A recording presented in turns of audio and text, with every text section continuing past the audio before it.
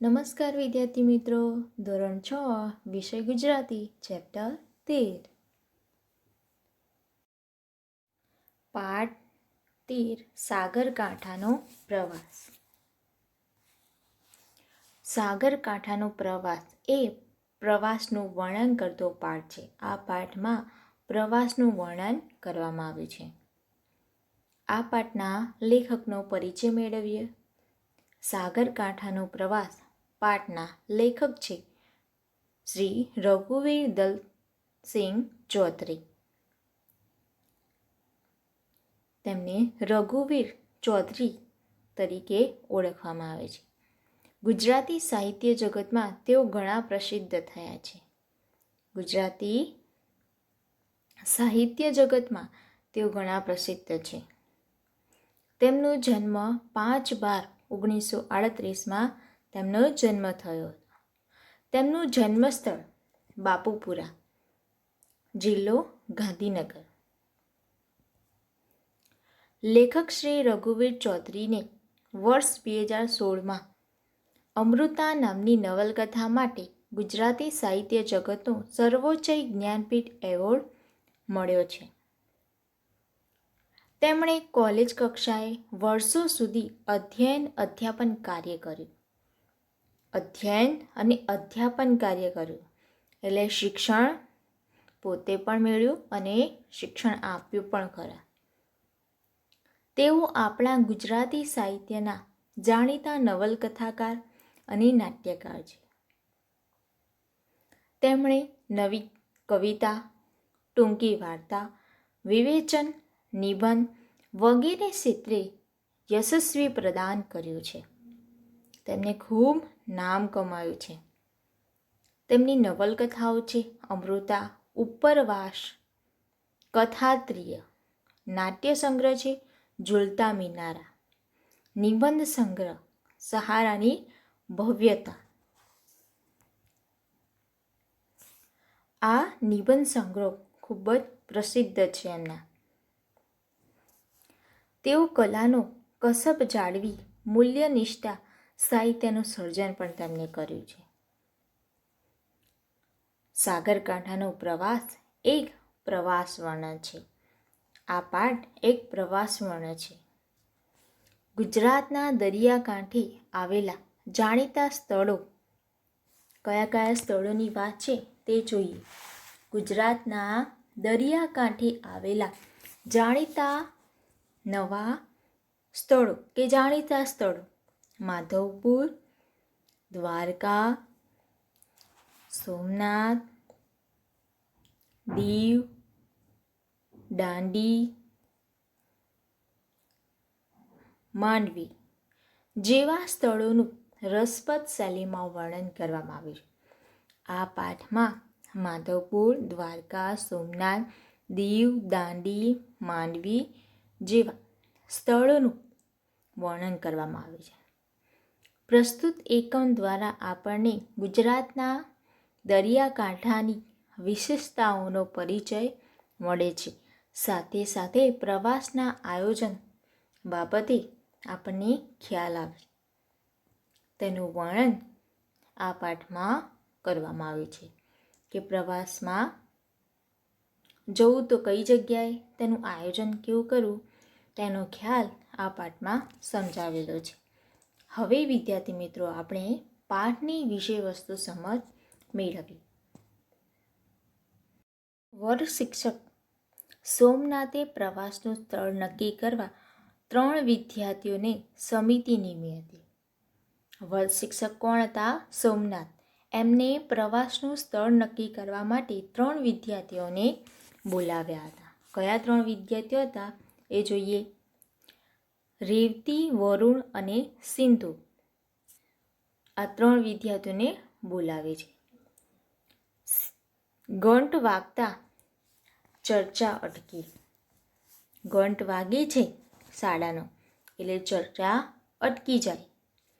સોમનાથે પ્રવેશ કરવાની સાથે પાટિયા ઉપર નજર કરી. સોમનાથે પ્રવેશ કરવાની સાથે ક્લાસમાં પ્રવેશ કરે છે ત્યારે એમની નજર પાટિયા ઉપર પડે છે. એ ભૂગોળના શિક્ષક હતા અને કુદરત વિશેની કવિતાના ચાહક હતા.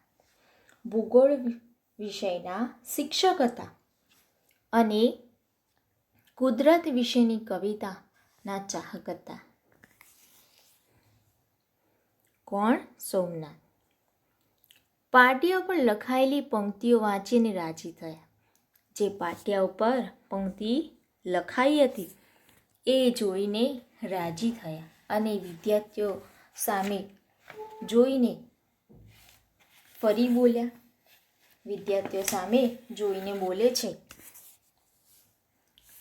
રેલાઈ આવતી છોને બધી ખારાશ પૃથ્વીની, કે રેલાતી આવતી છોને બધી ખારાશ પૃથ્વીની, સિંધુના ઉરમાંથી તો ઉઠશે અમી વાદળી. આ પંક્તિ શિક્ષક પોતે વાંચે છે. આ પહેલાંના તાસમાં ગુજરાતીના શિક્ષકે આ મુક્તક લખ્યું હશે. આ જે વિષય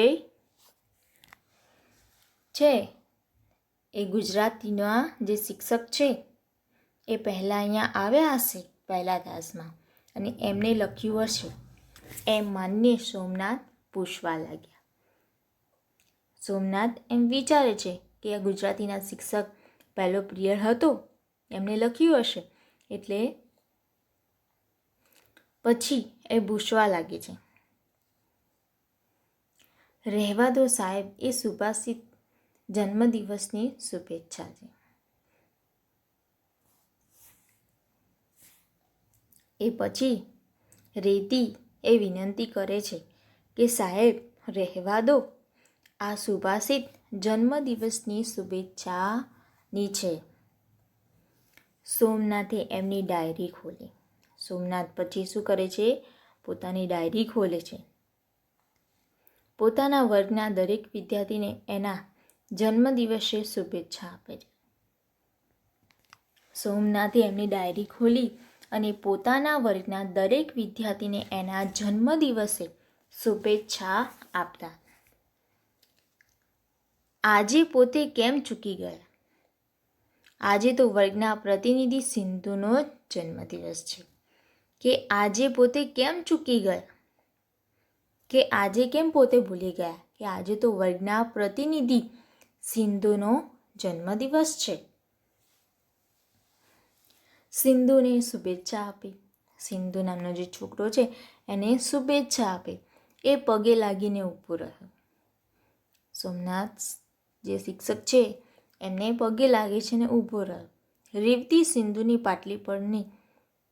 પાટલી પરથી મીઠાઈનું પડીકું લઈ આવી. રેવતી પાટલી ઉપરથી મીઠાઈનું પડીકું લઈને આવે છે. સોમનાથે પહેલો ટુકડો લીધો ને બોલ્યા. સોમનાથે પહેલો ટુકડો લીધો, એક ટુકડો લીધો ને પછી બોલ્યા, અરે વાહ, સુખડી પણ મોહનથાળ જેવી પહોંચી.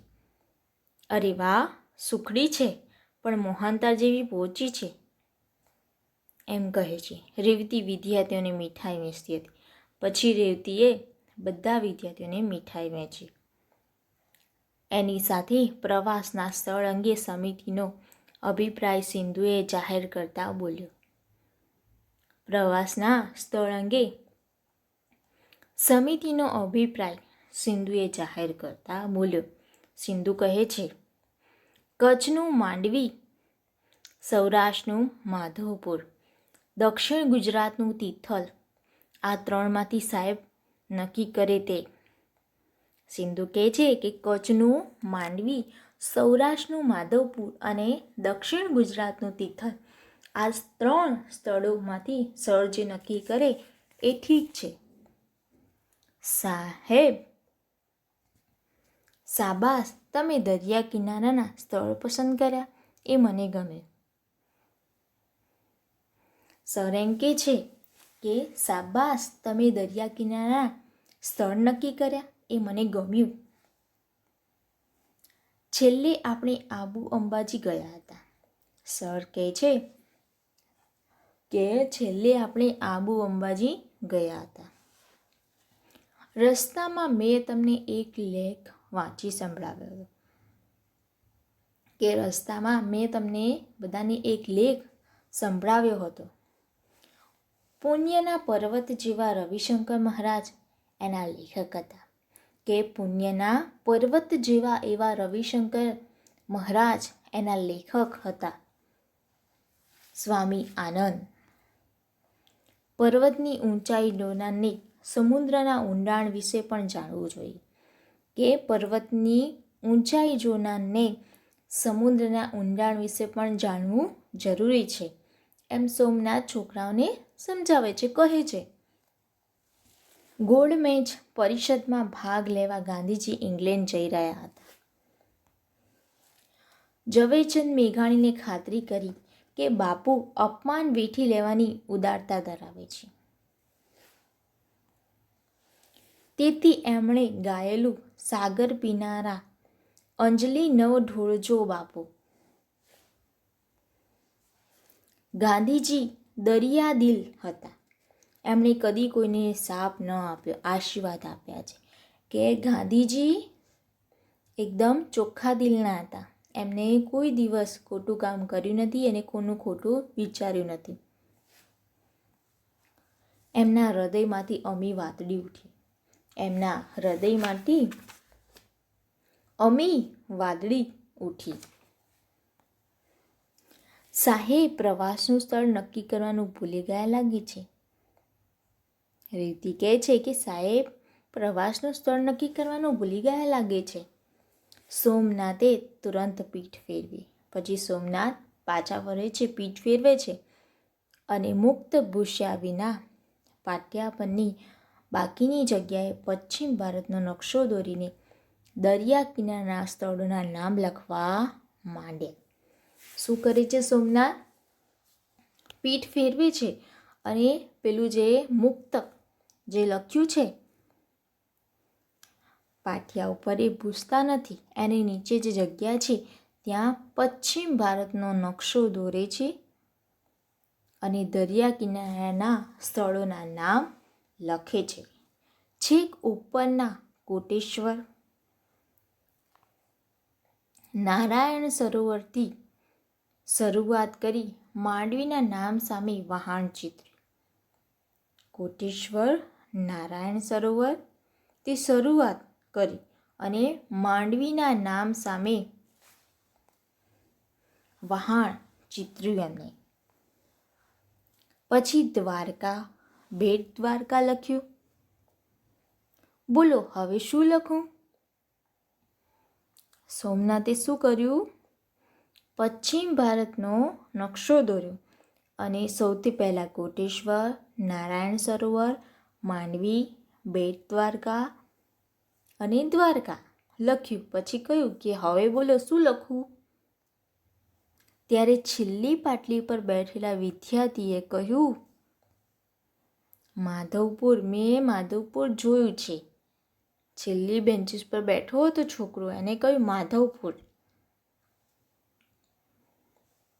એને કહ્યું કે મેં માધવપુર જોયું છે. એના વિશેનો લેખ પણ લાવ્યો છું, લો વાંચો. કે એના વિશેનો હું લેખ લાવ્યો છું, તમે વાંચો, એમ સોમનાથ સરને કહે છે. વિદ્યાર્થીઓને સોમનાથ પ્રોત્સાહન આપે છે. એ બને એટલું જાતે ભણે તો વધુ સારું એવું તે માને છે. સોમનાથ શું માનતા હતા? કે વિદ્યાર્થીઓ જેટલું જાતે ભણે એ વધુ સારું એમ માનતા હતા. તેથી લેખ વાંચવા લાગ્યા. માધવપુર સૌરાષ્ટ્રના સાગરકાંઠાનું વૃંદાવન છે. માધવપુર સૌરાષ્ટ્રના સાગરકાંઠાનું વૃંદાવન છે. અહીં સદીએ સદીએ મહાન સંતો આવ્યા છે. અહીં સદીઓ જૂના ઝાડ પણ છે. આંબલી, રાયણ, નારિયેલી બેસુમાર છે. પપૈયા પણ છે. અહીંના પોપટ પણ પપૈયા જેવા તાજા માજા છે. અહીં રૂકમણી શ્રીકૃષ્ણના લગ્ન દર વર્ષે ઉજવાય છે. ભવનાથ, અને તરણેતરની જેમ અહીંનો મેળો પણ જાણીતો છે. અહીં ભાદર, ઓજત, મધવતી નદીઓ સમુદ્રને મળે છે. આખા ઘેડ વિસ્તારને હરિયાળો અને ફળદ્રુપ રાખે છે. અહીંનો દરિયા કિનારો વિશાળ અને ઉજળો છે. ઘણા પ્રવાસીઓ ચોરવાડ કરતાં માધવપુરના દરિયા કિનારાને વધુ પસંદ કરે છે. ત્યાંના સૂર્યોદય અને સૂર્યાસ્ત જોઈ મુગ્ધ થઈ જવાય છે. તો ચાલો માધવપુર. સોમનાથ જે લેખ આપ્યો છે છોકરાએ એ લેખ વાંચે છે. એ લેખમાં શું લખ્યું છે? માધવપુર સૌરાષ્ટ્રના સાગરકાંઠાનું વૃંદાવન છે. અહીં સદીએ સદીએ મહાન સંતો આવે છે. સદીઓ સદીએ મહાન સંતો આવે છે અને સદીઓથી જૂના ઝાડ પણ છે. કયા કયા ઝાડ છે? આંબલી, રાયણ, નારિયેળી અને પપૈયા. અહીં રૂકમણી અને શ્રીકૃષ્ણના લગ્ન દર વર્ષે ઉજવાય છે. ભવનાથ અને તરણેતરની જેમ અહીં મેળો ભરાય છે. ક્યાં? માધવપુરમાં. ભાદર, ઓજત, મંદવતી નદીઓ પણ સમુદ્રને મળે છે. આ વિસ્તાર હરિયાળો અને ફળદ્રુપ છે. અહીંનો દરિયા કિનારો વિશાળ અને ઉજળો છે. ઘણા પ્રવાસીઓ ચોરવાડ કરતાં માધવપુરના દરિયા કિનારાને વધુ પસંદ કરે છે. ત્યાંના સૂર્યોદય અને સૂર્યાસ્ત જોઈ મુગ્ધ થઈ જવાય છે.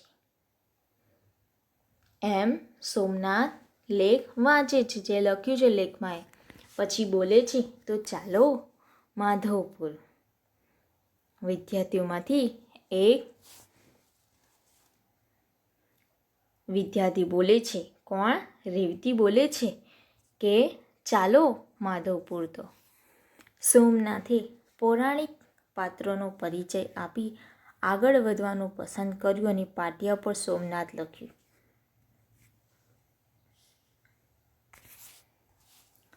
સાહેબ પોતાનું નામ લખવાની ઉતાવળમાં સુદામા અને ગાંધીજીના વતનને ભૂલી ગયા. શું કહે છે કે સાહેબ તમે પોતાનું નામ લખવામાં ઉતાવળમાં સુદામા અને ગાંધીજીના વતનને ભૂલી ગયા તમે? અરે હા, દ્વારકા અને માધવપુર વચ્ચે પોરબંદર ખરું. સાહેબ કહે છે કે અરે હા, સાચી વાત છે. દ્વારકા અને માધવપુર વચ્ચે પોરબંદર તો ખરું છે. રાષ્ટ્રપિતાના જન્મ સ્થળને કેમ ભૂલાય? કે આપણા રાષ્ટ્રપિતાના જન્મસ્થળને કેમ ભૂલાય? અને ત્યાંનો દરિયાયો પણ મુંબઈના ચોપાટી વિસ્તારને ભૂલાવી દે એવો છે. કે ત્યાંનો દરિયો મુંબઈના ચોપાટી વિસ્તારને પણ ભૂલાવી દે એવો છે. તો સોમનાથનું પ્રવાસ ક્ષેત્ર મનુષ્યના પુરાતન નિવાસનું કેન્દ્ર છે. તો સોમનાથનું સવારનું ક્ષેત્ર મનુષ્યના પુરાતન નિવાસનું કેન્દ્ર છે.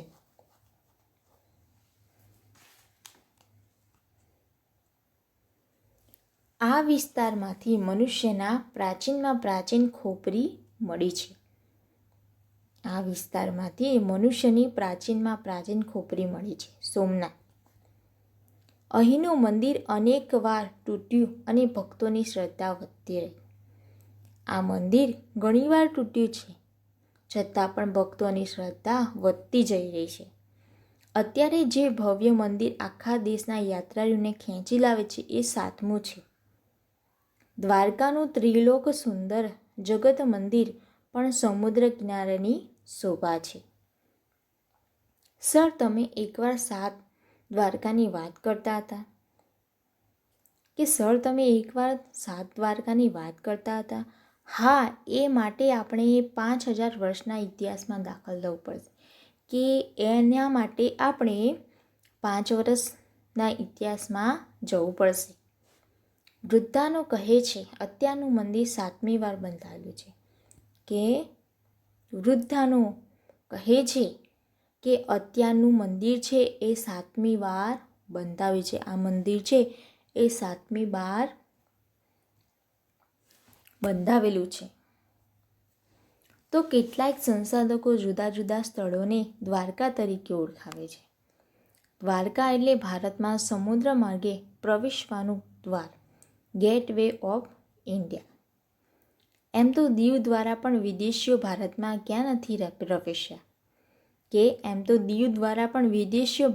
ક્યાં નથી પ્રવેશ્યા તળાજા પાસેનું ભવનાથ મંદિર આજ મહારાજ જલ પર ઉદય જોઈને. કવિ ક્રાંતનું એક કાવ્ય ભવનાથ સાગર કિનારે રચાયેલું. નજીકમાં મરાણ, અલગમાં વહાણ તોડવાનું વિશ્વવિખ્યાત કેન્દ્ર છે. પ્રાચીન કાળમાં ધોલેરા લોથર સુધી વહાણવટું ચાલતું. લોથર અને તિથલને કશો સંબંધ ખરો? હવે વિદ્યાર્થી શું પૂછે છે કે લોથર અને તિથલ વચ્ચે સંબંધ કોઈ ખરો? સંબંધ સમુદ્રના 1666 કિમી લાંબા કિનારાનો. શું સંબંધ છે? લાંબા કિનારાનો. પણ જો આપણે તિથલ જઈશું તો દાંડીના દર્શન પણ કરીશું. સમુદ્ર ઉદાર હૈયે માનવ જાતિને મીઠું પૂરું પાડે છે કે આપણે સમુદ્રને કેવી રીતે ભૂલી શકીએ?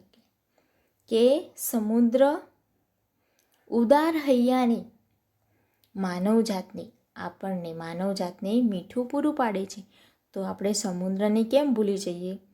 અંગ્રેજોએ એના પર વેરો નાખ્યો હતો. ગાંધીજીએ મીઠું લઈને સત્યાગ્રહ કર્યો. ગાંધીજીએ હાથમાં એક મુઠ્ઠી મીઠું લઈને સત્યાગ્રહ કર્યો હતો. એને કેમ આપણે ભૂલી જઈએ? વેરો નાખવાના કાયદાને ફટકાર્યો. વેરો એટલે કર નાખવાના કાયદાને ફટકાર્યો. આખો દેશ બેઠો થયો. ભારત પર દરિયાના ઉપકાર કંઈ ઓછા નથી. સર, આપણે દીવથી દાંડી સુધી નૌકાનો પ્રવાસ કરીએ? પછી કહે છે કે સર, આપણે દીવથી દાંડી સુધી નૌકાનો પ્રવાસ કરીએ. નૌકા એટલે નાવ, હોડી. તેનો પ્રવાસ કરીએ તો કેવી મજા આવે. કહે છે કે પહેલાં લોકો સોમનાથથી સીધા ખંભાત જતા. કે બધા કહેતા હતા કે પહેલાં લોકો સોમનાથથી સીધા ખંભાત જતા હતા. મોટા થાવ પછી જજો. સર કહે છે કે તમે મોટા થાવ પછી જજો. આપણે પહેલાં જાણવું જોઈએ કે કઈ મોસમમાં ક્યાંથી ક્યાં જવાય. કે આપણે પહેલાં એ જાણવું જોઈએ કે કઈ મોસમમાં, કઈ ઋતુમાં કઈ જગ્યાએ જવાય. માંડવી અને માધવપુરના દરિયા કિનારે રેતીના વિશાળ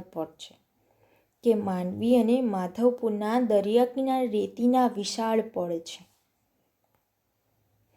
દીવ અને સોમનાથ પાસે કિનારાથી ઊંડાણ શરૂ થઈ જાય છે. દીવ અને સોમનાથ પાસે કિનારાની ઊંડાણ. દરેક બંદરના કાંઠા જળનો નોખો જ રંગ, નોખું વ્યક્તિત્વ હોય છે. કે દરેક બંદરના કાંઠા જળનો નોખો રંગ અને નોખું વ્યક્તિત્વ છે. દરેક જગ્યા અલગ અલગ છે. ગુજરાતીઓ દરિયાઈ ખેડૂ ગણાય છે. કેમ કે એ દરિયાને ઓળખે છે અને પૂજે છે. કેમ ખેડૂત ગણાય છે? કેમ કે એ દરિયાને ઓળખે છે અને પૂજે પણ છે. ઝૂલેલાલના ગીત તમે સાંભળ્યા હશે. સિંધુઓએ ગાય છે કે ઝૂલેલાલના તમે ગીત સાંભળ્યા હશે. અને સિંધુઓ એ પણ એક જાતિ છે. એ ગીતો ગાય છે. ઝૂલેલાલ હિન્દુ મુસ્લિમને એક માન્યા છે. કયા ગીતો ગાય છે? કે ઝૂલેલાલ હિન્દુ મુસ્લિમને એક માન્યા છે. એ વરુણદેવનો અવતાર ગણાય છે. તો અહીં હું મારું નામ દરિયાલાલ રાખી શકું. ત્યાં સિંધુ સાહેબની રજા લઈને ગાવા લાગ્યો. કહે છે વિદ્યાર્થી કે તો હું મારું નામ દરિયાલાલ રાખીશ. સર દરિયાની વાત કરે છે કે દરિયાના આપણી પર ઉપકાર છે, એ બધી વાતો કરે છે, એટલે વિદ્યાર્થી એવું બોલે છે કે તો હું મારું નામ દરિયાલાલ રાખીશ. ત્યાં સુધી સાહેબની રજા લઈને ગાવા લાગ્યો. ઓ લાલ મેરી મત રખ્યો ભલા ઝૂલે લાલણ. શું ગાય છે? ઓ લાલ મેરી મત રખ્યો ભલા ઝૂલે લાલણ. આખો વર્ગ તાળીઓ સાથે જોડાયો. વિદ્યાર્થી ગીત ગાય છે અને એ સાંભળીને આખો વર્ગ તાળીઓ પાડે છે. તો વિદ્યાર્થી મિત્રો, તમને બધાને ખ્યાલ આવ્યો ને કે સાગરકાંઠાનો પ્રવાસ, આ પાઠમાં પ્રવાસનું વર્ણન કરવામાં આવ્યું છે. આપણે માંડવી, માધવપુર, તિથલ, સોમનાથ, દ્વારકા, ભવનાથ, ચોરવાડ, પોરબંદર, ધોલેરા, લોથલ, દીવ દાંડી જેવા અલગ અલગ સ્થળોનો ઉલ્લેખ આ પાઠમાં કરવામાં આવેલ છે, એ આપણે જોયું. તમે બધા પણ પ્રવાસ જતા હશો વેકેશનમાં. જાઓ છો ને?